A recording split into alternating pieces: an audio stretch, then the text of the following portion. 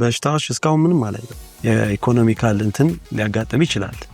እሱ ከዛ ባለፈ ያ ፕሮፐር ማኔጅመንት ካለ ከዶሮዎቹ ጋር የሚያዝ ነገር ብዙም ችግር አላጋጥምም። ከትራስት ጋር በወሰድነው ኮርስ ለዚህ ስራ ኢኒሼቲቭ እናሆን በጣም ትራስት ደግፈ ማለት ነው 2000 ዶሮ ኦርደር ስናደርግ ከሱ ጋር የሚዘጋጅ ከሱ ጋር አብሮ የነበሩ ፓኬጅም ኢንክሉድድ ነበሩ ማለት ሰርቪስ በጣም ሊያቋርጥ የማይችል ቢዝነስ ነው።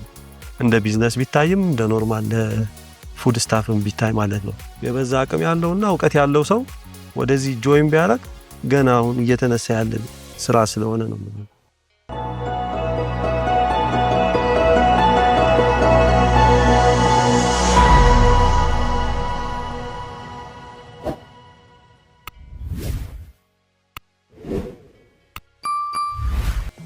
እሺ ደመኛችን በመጀመሪያ ለዚህ ቃለ መጠይቅ ፈቃደኛ ስለሆኑ በጣም እናመሰግናለን። እስቲ ራስዎትን አስተዋውቁልን። እሺ እናመሰግናለን እዚህ ስራችን ለማየት እዚህ ድረስ በመምጣታችሁ። ስሜ ሳሙኤል እባላለሁ። መልካም። እሺ ደመኛችን ይሄን ቢዝነስ ሲጀምሩ በልምድ ነበር ወይስ በስልጠና ነበር የጀመሩት? መጀመሪያ ላይ ልምድ እንኳን አልነበረኝም፣ ፍላጎት ነበረ። ያው በተጨማሪም የራሳችን እውቀት ለማዳበር ብዙ ታነበው ነገር አለ። እሱ ደግሞ ብቻ በቂ ስለማይሆን ወደ ትራስ በመሄድ ኮርስ ወሰድን፣ ስልጠና በመውሰድ እዛ ባገኘነው ሳይንሳዊ ሜተድ ማለት ነው እሱን ናውሌጅ ካገኘን በኋላ ነው ወደዚህ ስራ ጆይን ያደረግነው። ኦኬ መልካም። እሺ ወደዚህ ቢዝነስ ሲገቡ የሰለጠኑ ስልጠና ምን ያህል ሰፖርት አድርጎት ነበረ? አዎ እሱ ያው በውጪ ሰው በሚያወራው ብቻ ሳይሆን ሳይንሳዊ መንገድ ስለ ዶሮች ኢች ኤንድ ኤቭሪ ጸባያቸው ስለ ሁሉም ነገር ማለት ነው እዛ ስልጠናው ላይ ታገኘዋለህ። አሁን እሱ ነገር ስታቅ በተጨማሪ ደግሞ የራስን የማንበብ ወይ ከባለሙያ ጋር በመመካከር እንደምታገኘው እውቀት ኮንፊደንስ እንዲጨምር ያደርጋል። ለሚፈጠረው ችግር ደግሞ ቶሎ ሶሉሽን ለማምጣት እንድትሯሯጥ ይደግፋል ማለት ነው። እሱ ነገር ዋናው እውቀት ነው። ከምሺ ወደዚህ ቢዝነስ ሲገቡ ከትረስት ምን ያህል ዶሮችን ተቀበሉ? የስንት ሳምንት ዶሮ ነበር የተቀበሉት? ያው እኛ የተቀበልነው 2000 ዶሮ ነበር ኦርደር ያደረግነው። 2000 ዶሮ ኦርደር ስናደርግ ከሱ ጋር የሚዘጋጅ ወይ ከሱ ጋር አብሮ የነበሩ ፓኬጅም ኢንክሉድድ ነበሩ ማለት ሰርቪስ ከትራስ የምናገኛቸው። እነዛ ፓኬጅ ምን ነበሩ? እነዛ ፓኬጅ ነፃ የስፕሬይ አገልግሎት ዶሮዎቹ ከመግባታቸው በፊት ማለት ነው። የትራንስፖርቴሽን ነፃ ዶሮዎቹ ሲመጡ ማለት ነው እነሱም ነፃ ነው ወደዚህ ሲመጡ ትራስ ራሱን ያደረሰልን። በተጨማሪ ደግሞ የአንድ አመት የነፃ የማማከር እንትንም አለ፣ የመንቁ ቆረጣ፣ የክታበትም ማለት የአንድ ጊዜ ክታበት ፕሮግራም ከትራስት ማለት ነው። እነዚህን አግኝተናል። ኦኬ መልካም።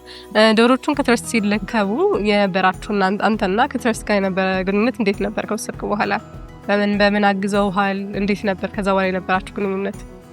አዎ ከትራስት ልክ እንደተረከብን የሚከታተሉ አሉ ማለት እነ ዶክተር ሳሊ ምናምን እዚህ የትራስ ፋርማሲስት ያሉ ማለት ነው። ሞር ግንኙነታችን ከነሱ ጋር ነው። እኛም ወደ እነሱ ፋርማሲ ላይ ሄደን ያለውን ችግር እነሱን ነግራቸዋለን።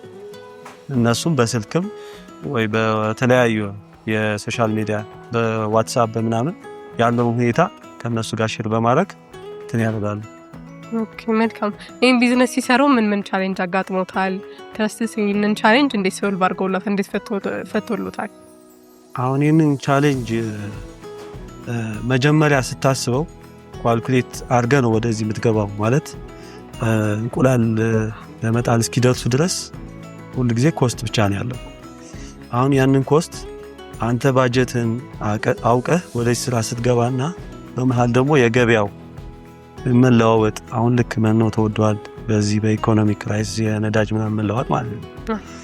አሁን ሱሱ ነገር በመሃል ትንሽ እንትን ሲያደርገው ያሰብከው ባጀትና ወደ ስራው ከገባ በኋላ እሱን ትንሽ ፊት ለማድረግ ትንሽ የኢኮኖሚካል እንትን ሊያጋጥም ይችላል።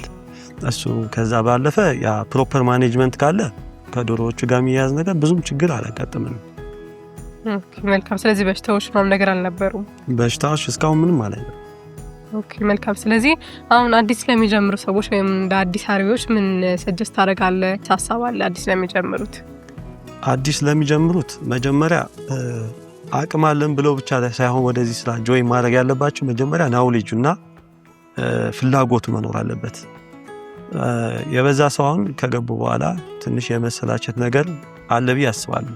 መጀመሪያ ሁሌ የመመላለስ ወይ የመከታተል ነገር ሊኖር ይችላል። ከዛ በኋላ ይቀንሳል።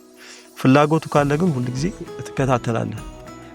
በተጨማሪ ደግሞ አቅምን ኢኮኖሚካሊ ምን ያህል አቅም አለክ፣ ከናውሌጅ ጋር ደግሞ ምን ያህል ወደ ቢዝነሱ ለኮመርሻል ፐርፐስ ነው ወይስ ለፋሚሊ ለማስተዳደር ብቻ ነው? ይሄን ደግሞ በአግባቡ ማወቅ አለባቸው።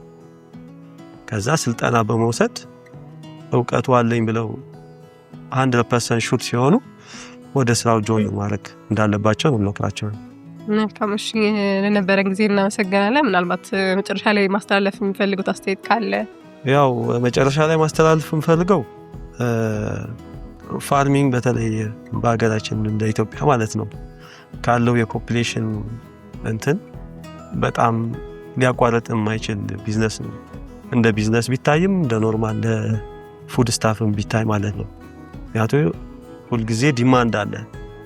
አሁን ይህን ዲማንድ ቻሌንጅ በማድረግ ደግሞ ወደዚህ አይነት ስራ ጆይን በማድረግ ያለው ዲማንድና ሳፕላይ ለማቀራረብ ይቻላል። የበዛ አቅም ያለውና እውቀት ያለው ሰው ወደዚህ ጆይን ቢያደርግ ገና አሁን እየተነሳ ያለ ስራ ስለሆነ ነው። መልካም ለነበረን ጊዜ በጣም እናመሰግናለን። በሌሎች ቢዝነሶችም እንደምንገናኝ ተስፋ እናደርጋለን።